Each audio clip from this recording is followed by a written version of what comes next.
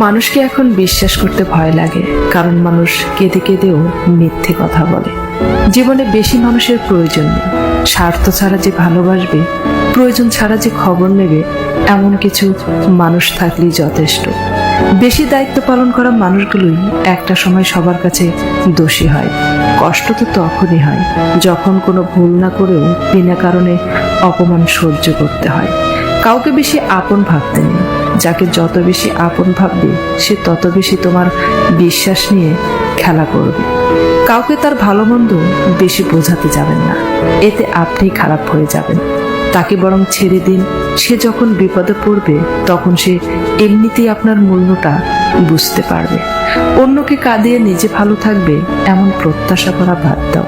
যে বিনা কারণে অন্যকে কাঁদায়, প্রকৃতি তাকে নিজ দায়িত্বে কাঁদায়। সম্পর্ক ভিক্ষে করে চাইতে নেই। জীবনে কখনো কাউকে অনুরোধ করে ধরে রাখতে নেই। যে থাকার এমনিতেই থেকে যাবে। ভিক্ষা করে কখনো কোনোদিন ভালোবাসা হয় না। ভিক্ষা করে কখনো কোনো সম্পর্ক ধরে রাখা যায় না, সত্যি রাখা যায় না।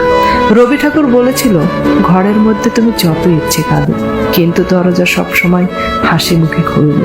কারণ যদি কেউ দেখে নেয় যে তুমি ভেঙে পড়েছ, তবে সে তোমায় আরো ভেঙে দিয়ে যাবে। আমি সম্পর্ক নামক এই ব্যাপারটাকে ভয় পাই।